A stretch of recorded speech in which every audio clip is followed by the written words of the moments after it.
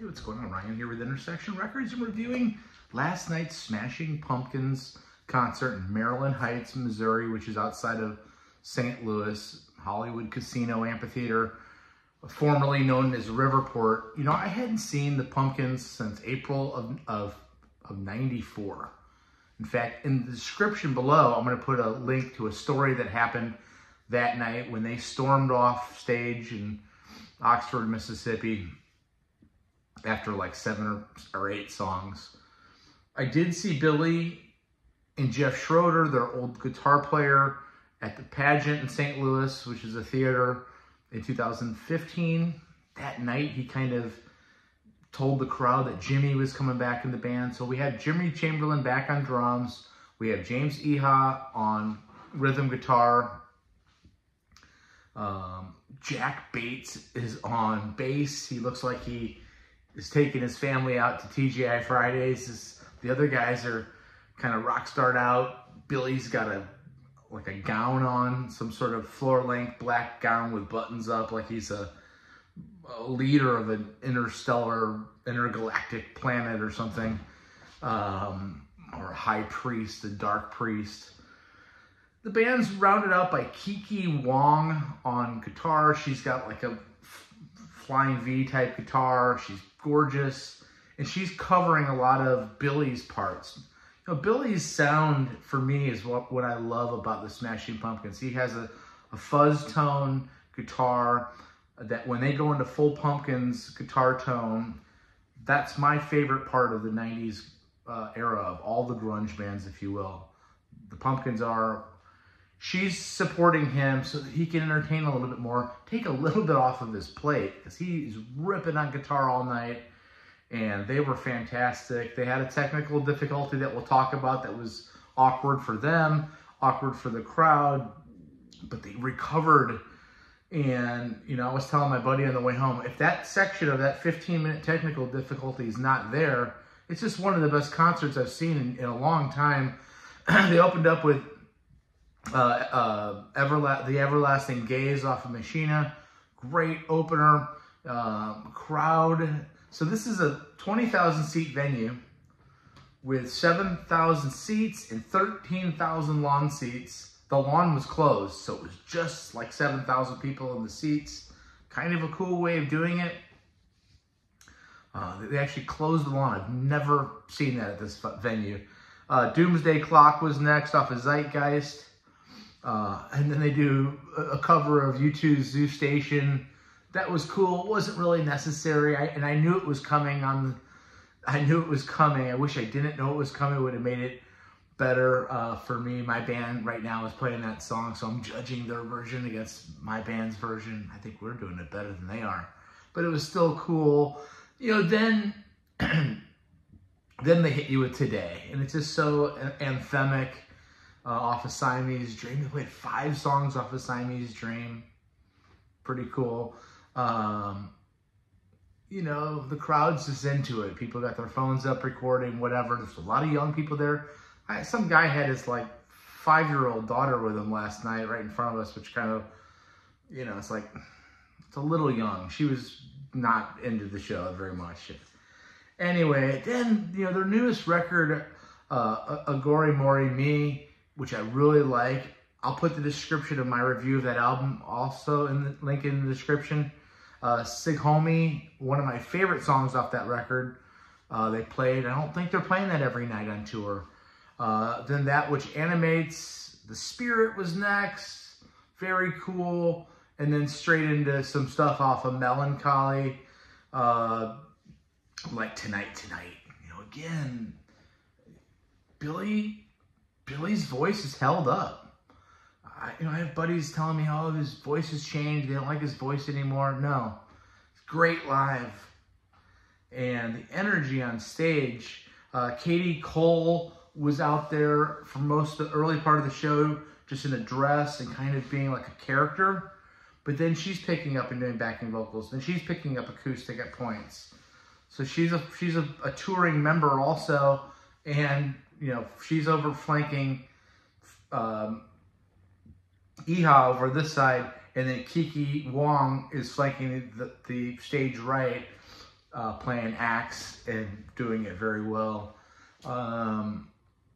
You know, Ava Adore is not one of my favorite songs by Smashing Pumpkins, but they did a great version of that. Then Disarm. You know, I texted some friends. Is Disarm one of the best songs of the 90s? It is for me. Of course, off of Siamese Dream. Then Mayonnaise, you know, takes you to different heights. It's such a cool Pumpkin song. You know, again, when they're in full Pumpkins flight, for me, it's almost its own guitar tone, certainly, but it's almost its own genre a little bit, if that makes sense. I know what song's coming next, but the band has, and I shouldn't be looking at set lists. I normally don't do that, but I did. I know that Bullet with Butterfly Wings is next, but they have a technical difficulty. So it could have been Disarm, Mayonnaise, Bullet with Butterfly Wings, but they have a 15-minute issue. He says that he blew a speaker cabinet. At one point, you know, I play in a small level band in front of 50 people a few times a year. And if I have a 1 minute technical difficulty, that 1 minute feels like it's a half an hour. And you're freaking out. It's usually something easy. It's usually a chord on your pedal board that's, you know, a patch cord that's slightly loose. He even made the joke that, oh, my guitar wasn't plugged in, which we've been there before. It's not quite plugged in, and you've exhausted every option, and all you had to do is, it got awkward. He had James talking to the crowd. He's like, James, tell a story. I mean, James didn't know what to talk about. They talked about our sports teams for a second. At one point, Billy's just started singing Landslide a cappella, which he didn't fully commit to. I wish he would have, because that's a great version. He's like, yeah, weren't the Dixie Chicks version? Thank God for the Dixie Chicks, or something like that. Then they played, you know, I'm thinking to myself, just play a full song, because it's awkward. I actually went and got a beer during this, but they finally had enough sound where they could play a song off of Siamese Dream called Rocket, which was a surprise, which is they have not been doing on tour. So 5 songs off Siamese Dream. Finally, their full power comes back and they launch into Bullet with Butterfly Wings. And the last 45 minutes of the show was just some of the best music I've seen in 2024. Empires is next off of their 2023 album, Adam, which I love, which is a rock opera in 3 parts. Then another song, Beguiled, from Adam, which is one of my favorites. They picked the best songs off Adam. I'm not crazy about Adam, but they picked some really good songs. So Empire is Beguiled, then the iconic 1979. Then Jelly Belly off of Melancholy, then Gossamer, then Cherub Rock off of Siamese Dream. Billy takes guitar solo that just, my buddy leaned over around this time, said, I'm trying to figure out who's the main guitar guy in this band. And I'm like, it's Billy.